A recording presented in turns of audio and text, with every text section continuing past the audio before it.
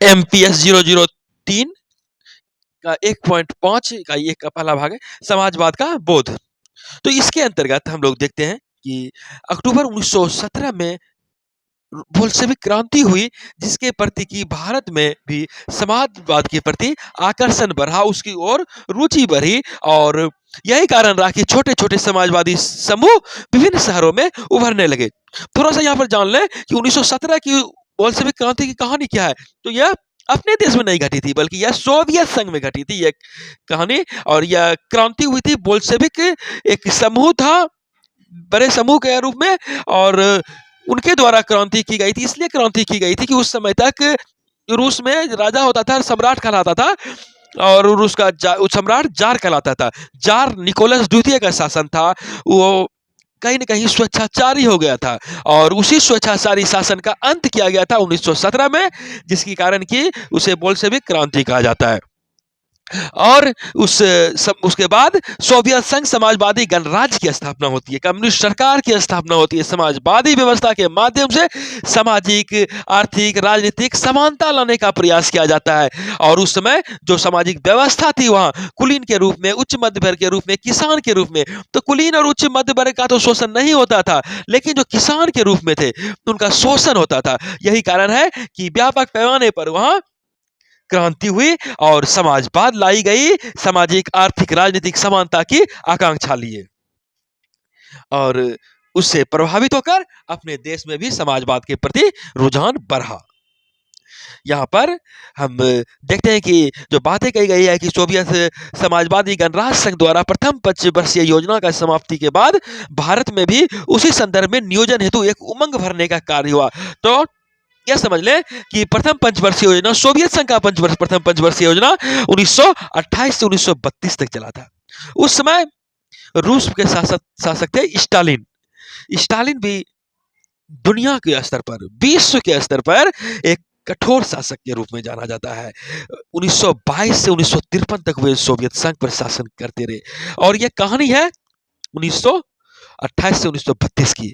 वहां पर जब यह पंचवर्षीय योजना अच्छी तरीके से हुआ या कि पंचवर्षीय योजना वह भली भांति सफल रही, जो योजना बनाई गई विकास का वह सफल रहा और उससे प्रभावित हुआ कौन? भारत के भी समाजवादी। और दरअसल हुआ यह था कि 1930 में वैश्विक स्तर पर भी अकाल की स्थिति बनी, लेकिन सोवियत संघ उससे प्रभावित नहीं हुआ। कृषक, श्रमिक की जो स्थिति थी वहां पर इस तरह की व्यवस्था बताने की कोशिश की, दर्शाने की कोशिश की गई कि स्थिति यहाँ खराब नहीं हुई है, स्थिति संभली हुई है और यही कारण रहा कि सोवियत संघ में समाजवादी व्यवस्था को निरंतर बल मिलते रह गया। और कहा जाता है कि उद्योग धंधे, औद्योगिक कल कारखाने वहां पर उस अवस्था में काफी तेजी से बढ़ी। 1928 से 1940 तक उद्योग, निर्माण, परिवहन विभाग में सोवियत संघ के जो श्रमिक थे वो काफी अधिक संख्या में लगाए गए और उनका यह पंचवर्षीय योजना, 5 वर्ष की जो योजना बनाई गई ही थी, इसलिए कि 1 अक्टूबर 1928 को ये हुआ था लागू योजना और 31 दिसंबर 1932 तक चली थी। तो औद्योगिकीकरण की शुरुआत की जाए और इसीलिए और स्टालिन ने एक तरह से क्रांति लाई वहां पर और उस समय तक जब योजना शुरू हुई थी तो विश्व स्तर पर औद्योगिकीकरण वहां पर नहीं हुआ था, वहां पर वह 5वें स्थान पर था दुनिया की दृष्टि से, लेकिन पंचवर्षीय योजना के बाद वह तुरंत ही दूसरे स्थान पर पहुंच जाता है और उससे आगे सिर्फ अमेरिका रहता है। तो ऐसा लगा कि वहां पर यह सफल है, ऐसी व्यवस्था सफल है, तो यहाँ भी कुछ उमंग, उत्साह में वृद्धि हुई। इसके बाद देखते हैं कि भारत में भी 1934 में ही एम विश्वेश्वरैया एक महान इंजीनियर थे। आप जानते हैं कि 15 सितंबर पर इंजीनियर थे ये और आज भी 15 सितंबर को उनकी यादगारी में अभियंता दिवस मनाते हैं इंजीनियर लोग। सभी पूरे भारत मनाते हैं, वो इंजीनियर थे, अभियंता दिवस मनाते हैं हम लोग। तो खैर यहाँ पर उन्होंने एक पुस्तक लिखी थी, प्लान इकोनॉमी इन इंडिया, और विश्वेश्वरैया ने ऐसे वहां पर काम किए थे कि लगे कि जो है जैसे कि वहां पर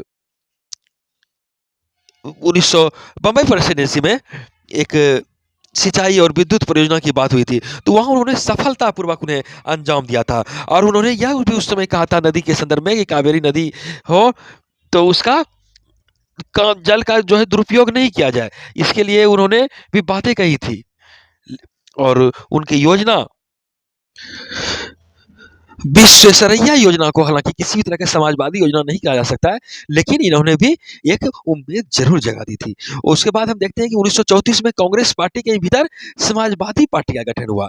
इनका इनके पीछे भी एक कहानी है कि भारत में समाजवादी पार्टी के प्रति रुझान बढ़ती जा रही थी। 1931 में ही बिहार में समाजवादी पार्टी की स्थापना होती है। 1933 में पंजाब में समाजवादी पार्टी की स्थापना होती है और ये सभी कहीं न कहीं राष्ट्रीय जो उसमें कांग्रेस का जो आंदोलन चल रहा था उससे एक तरह से विरोध थे उनकी नीति के प्रति। लेकिन कांग्रेस की भी सफल नीति का परिणाम रहा कि समाजवादी उभर नहीं पा रहे थे।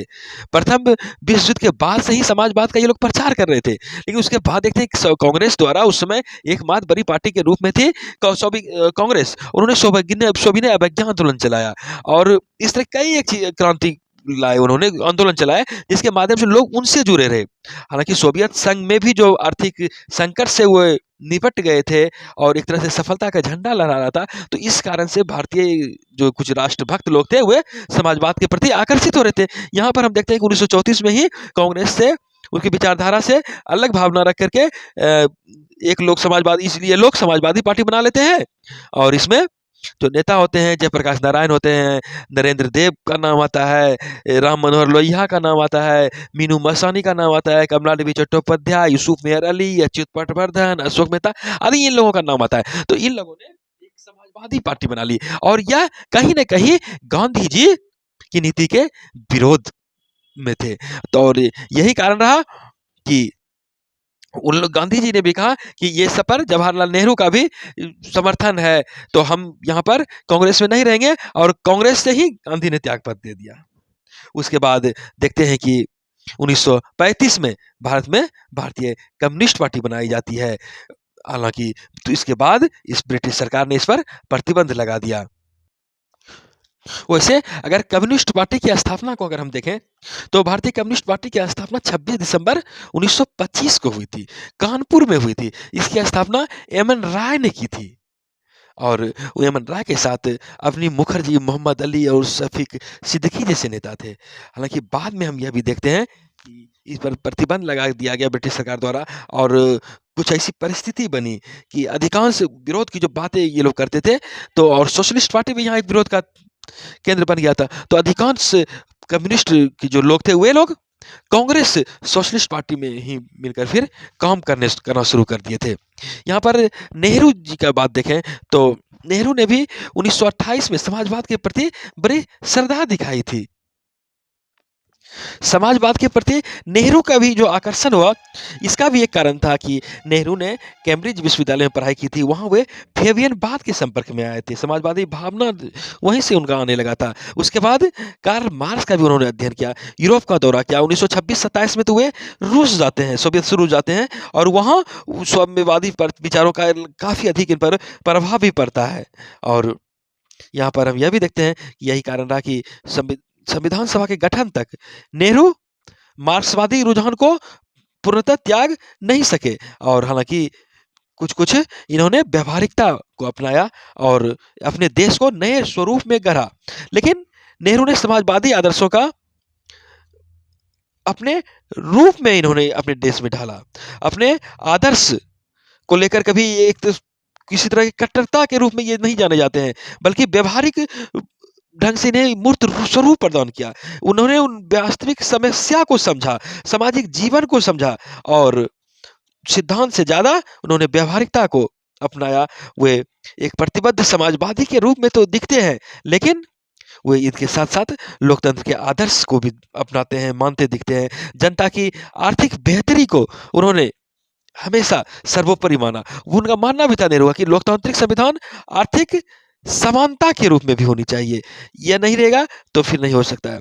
तो हालाँकि यहाँ पर ऐसी भी बातें हुई कि उन्होंने जैसे कि लखनऊ अधिवेशन में जब वो अपने अध्यक्षीय भाषण दे रहा था तो वो अपने बात को रखते हुए कहे थे कि विश्व की समस्याओं को और भारत की समस्याओं का हल समाजवाद में ही निहित है।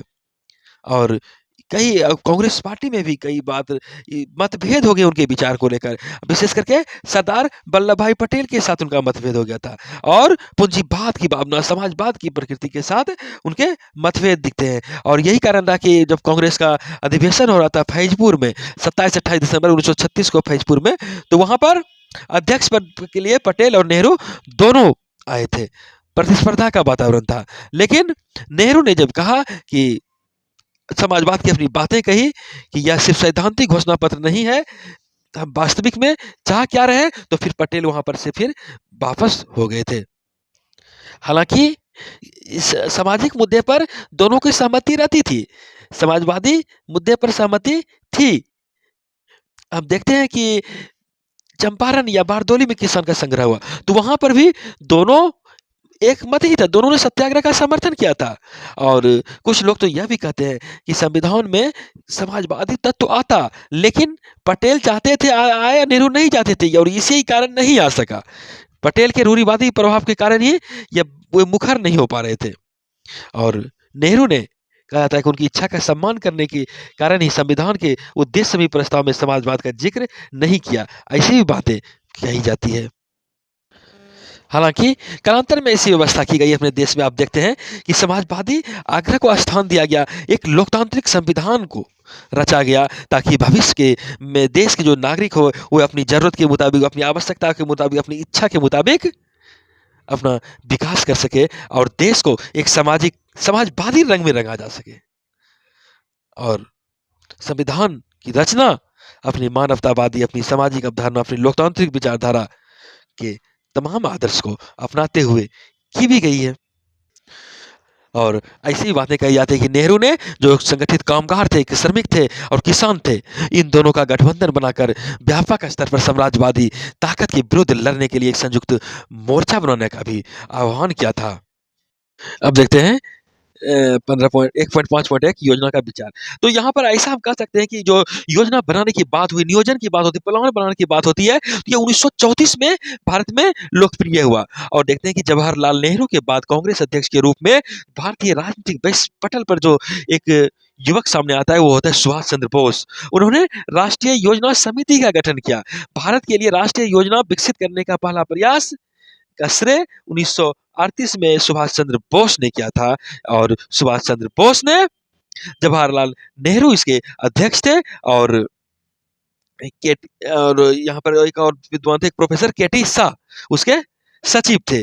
और यहाँ पर हालांकि ऐसी बातें हुई कि कई वैचारिक तनाव की स्थिति थी, जो कांग्रेस में होती ही रहती थी। उसके बाद वहां पर हम देखते हैं कि अगले वर्ष सुभाष चंद्र बोस उसकी अध्यक्षता से त्यागपत्र दे दिए। और इसके एक वर्ष के बाद देखते हैं कांग्रेस सरकार ने द्वितीय विश्व युद्ध में, जब ब्रिटेन सरकार ने भारत की भागीदारी की जबरदस्ती बातें कही थी कि नहीं, भारत को लेना ही पड़ेगा उसमें, तो यहाँ पर इस मुद्दे पर भी उन्होंने अध्यक्ष पद से इस्तीफा दे दिया था और राष्ट्रीय योजना समिति का कार्य बाधित हुआ था। हालांकि राष्ट्रीय योजना समिति के अनेक उप समिति ने अपनी रिपोर्टें तैयार की और कहा जाता है कि 48-49 में इस तरह की बातें पुनः फिर सामने आई। इसके बाद अगर हम यहाँ पर देखें तो बंबई योजना का भी जिक्र आता है 1944 में। 1944 में बंबई योजना आती है। बंबई योजना, इसे देश का पहला स्वदेशी इकोनॉमी रोड मैप कहा जाता है। और इसमें 8 लोग थे, उद्योगपति थे ये लोग। आज आप जिसे जानते हैं जे.आर.डी. टाटा थे, जी.डी. बिरला थे, घनश्याम दास बिरला, जे.आर.डी. टाटा, और अर्देशिर दलाल, लाला श्रीराम, कस्तूर भाई लाला भाई, अर्देशिर दरबसा श्राव, पुरुषोत्तम दास ठाकुर दास, जॉन मथाई, ये लोग थे। और इन लोगों ने एक योजना बनाई कि इसके माध्यम से हम देश का विकास कर सकते हैं, देश का विकास करेंगे। और बॉम्बे योजना एक ऐसी आर्थिक योजना थी जिससे कि ब्रिटिश सरकार भी हिल गई कि ये लोग इतना बड़ा लक्ष्य तय कर रहे हैं, कृषि का उत्पादन दोगुना करने का लक्ष्य रख रहे हैं। और इन्होंने इन लोगों जो योजना बनाई उसमें मूल बातें जो कही गई थी, अगले 15 वर्षों में प्रति व्यक्ति की आय को दोगुना करना है। राष्ट्रीय आय को तिगुना करने का संकल्प दोहराया गया। उत्पादन को दोगुना करना, औद्योगिक क्षेत्र में 5 गुना वृद्धि। तो इस तरह की बातें इसमें कही गई थी। और उद्योग और उपभोक्ता वस्तु दोनों में बांटकर धन संपत्ति की असमानता को कम करने की आवश्यकता को स्वीकार किया गया था। और कई प्रकार की बातें सुझाव भी दिए गए थे, जैसे कि मृत्यु कर को लागू करना और भूमि संबंधी सुधार करना, कुटीर उद्योग, लघु उद्योग का विकास करना और जनसेवा की भावना, जैसे शिक्षा संबंधी बातें इसमें आने की बात थी। मूल उद्योग के राज्य के स्वामित्व के साथ-साथ अर्थव्यवस्था का राज्य नियंत्रण और आर्थिक नियंत्रण राज्य द्वारा स्वामित्व प्रबंधन की अपेक्षा अधिक महत्वपूर्ण था, जैसा कि बम्बई ने योजना ने कहा था कि। और इस तरह की कहीं न कहीं यह योजना हम आने वाले दिनों के लिए, जिस तरह भारत ने मिश्रित अर्थव्यवस्था को अपनाया, इसके लिए एक आधार साबित हुआ। अंततः इसका उद्देश्य सामाजिक कल्याण करना था, सामाजिक विषमताओं को कम करना था। इसके बाद हम देखते हैं कि द्वितीय विश्व युद्ध की समाप्ति के समय एम.एन. राय भारतीय कम्युनिस्ट आंदोलन के एक नेता के रूप में उभरते और उसमें वे उग्र मानवतावादी विचार के रूप में आते हैं और उन्होंने भी एक योजना प्रकाशित की जिसे जनता योजना के नाम से जानते हैं। और जनता योजना के माध्यम से इन्होंने बम्बई योजना से अलग इन्होंने कृषि पर जोर दिया और भूमि के राष्ट्रीयकरण एवं ग्रामीण ऋणग्रस्तता के जो ऋण स्थिति थी उसपे समापन हेतु अपनी बात रखे। और इन्होंने कहा कि औद्योगिकीकरण मुख्यतः राज्य द्वारा ही वित्त पोषित एवं नियंत्रित किया जाना चाहिए। उत्पादन विस्तार समुदाय द्वारा कुल खपत विस्तार का अवसर देने की बात कही गई। जनता के पक्ष में वितरण परिवर्तन के साथ ही किया जाना था और अधिशेष उत्पादन का रोजगार बढ़ाने तथा जीवन स्तर को ऊंचा उठाने के लिए पुनर्निवेश की बात कही गई थी। इस तरह हम देखते हैं कि कई प्रकार की उस समय योजना की विचार आए, उसका क्रियान्वयन कालांतर में किया गया। इस तरह की समाजवादी भावना के माध्यम से पूरे समाज का उन्नति करने की बात सोची गई थी और इसी धरातल पर भारत के विकास की कल्पना की गई।